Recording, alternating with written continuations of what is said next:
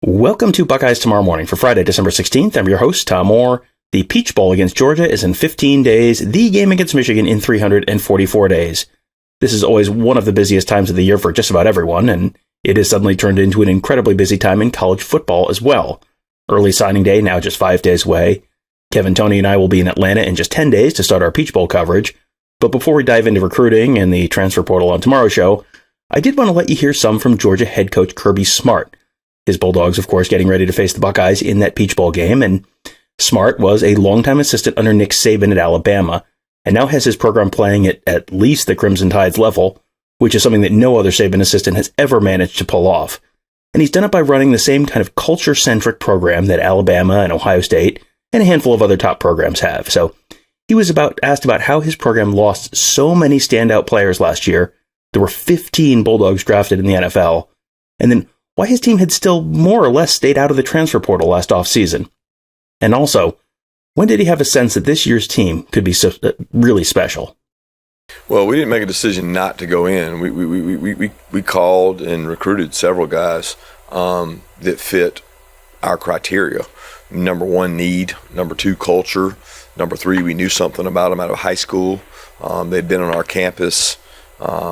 But we didn't get any of those guys. So it wasn't a philosophy. It was more of that's the way it played out. As far as this team, I thought in the spring we were going to have a good team. We were a long way away defensively from where we needed to be during the spring, but I knew we had a good football team. I knew we had a good football team when the season ended last year because we have a core of good players. Injuries have obviously been one of the big stories around the Ohio State program this year, but the Buckeyes, of course, are not the only team dealing with them right now. Smart was asked a two-part question here. One about when they'll start game prep specific to the Buckeyes, and also when wide receiver lad McConkey and right tackle Warren McClendon might be able to get back to full go in practices.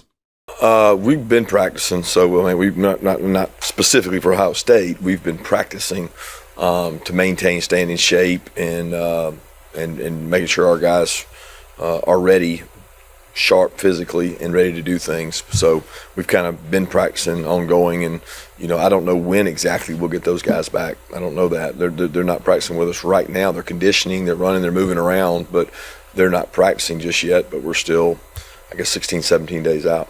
The Buckeye offense will present a unique challenge to the Bulldogs. Smart said there wasn't really an offense that was similar to what Ohio State did, and really outside of Tennessee, they haven't really faced a passing attack anywhere close to Ohio State, and outside of Jalen Hyatt from Tennessee, they really haven't had to deal with anyone along the lines of Marvin Harrison Jr. So what does Smart think of the Buckeye receivers, and Harrison in particular? All those guys, really good receivers, not just him, across the board. Very talented, probably one of the most talented groups we've faced. When you combine it with the talent of the quarterback, it really grows because he has the ability to get the ball to him on all parts of the field, vertically, horizontally, side to side. Really good job. Historically, Ohio State's had great wideouts, and that's that. When you go to play Ohio State, you know they're going to have really good wideouts. When you go across the NFL, they've produced a lot of really good wideouts, and that's no different than what they have on their roster right now. Smart was also asked about the passing of Mississippi State head coach Mike Leach this week, and as well as Leach's legacy in the game of football, not just at the college level, but at all levels. Yeah, his impact is wide and broad. He traveled all over the country to coach. He went from the bottom right down at Valdosta State to all the way up to Washington State, and coached all over the country. And, his impact is really felt more in the high school level, I think, because we see what the vision that he had in terms of passing the ball, throwing the ball from his young years with Coach Mummy all the way through now. But what you don't see is the trickle-down effect that he's had where we go watch a high school team play and the elements of his offensive system are pervasive. It's like all over the place. And, it changed the game from when years ago it was wishbone, triple option, and you couldn't watch a high school game without wing tee, veer option, triple option, wishbone, to now you actually see more air raid elements than you do those. And he had a large part to do with that, and a special man, and a heartfelt feelings out going out to his family, his wife and his kids. The story of Georgia quarterback Stetson Bennett has been told over and over and over again, but it is definitely a unique one.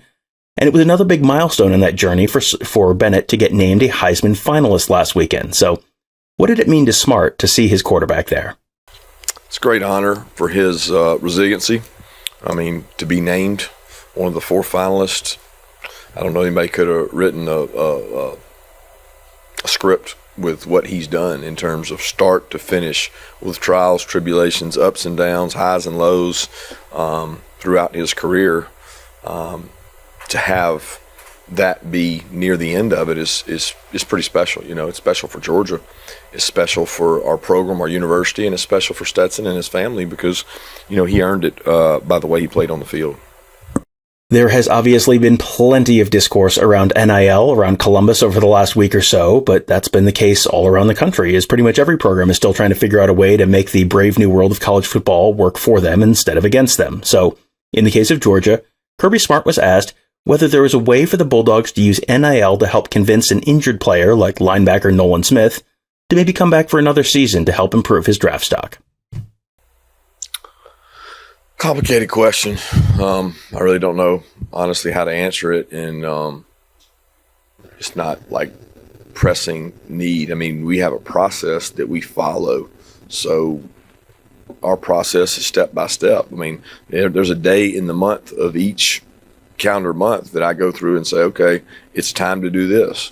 It's time to have this conversation. It's time to gather this information. It's time to educate our players on this in this process. And I think communication is the key on that.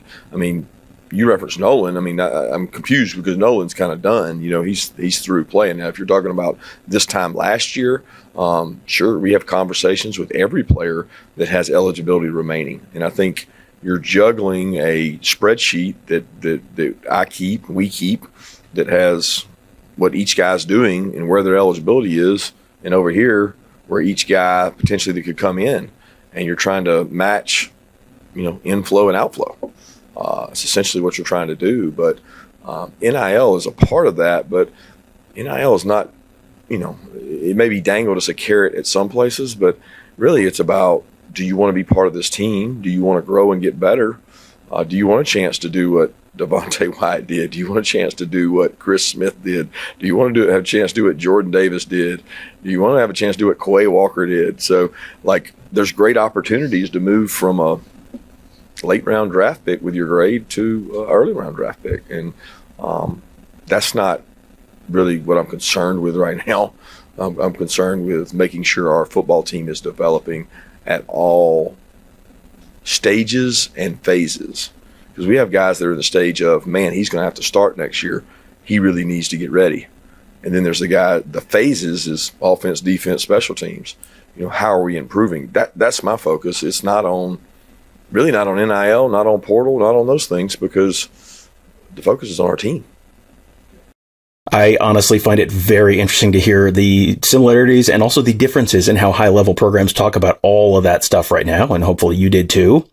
And hopefully you are a member of BuckeyeHuddle.com as well. We are laying out plans for the lead up to that Peach Bowl right now and are planning some stuff that will be exclusive to our members. So if you want to be a part of all of that fun stuff in the lead up to the Peach Bowl, you're going to want to sign up today at BuckeyeHuddle.com. And if you've never done the pay site thing, we understand.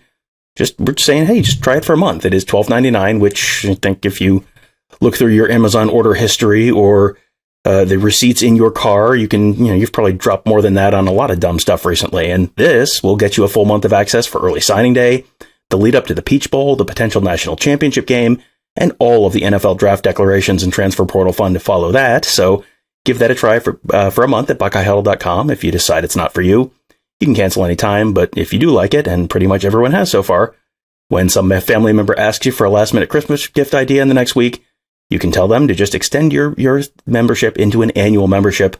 Listen, we are here to bring you insider information on Ohio State football that you can't get anywhere else, but also make Christmas a little less stressful for everyone. Sounds pretty win-win to me.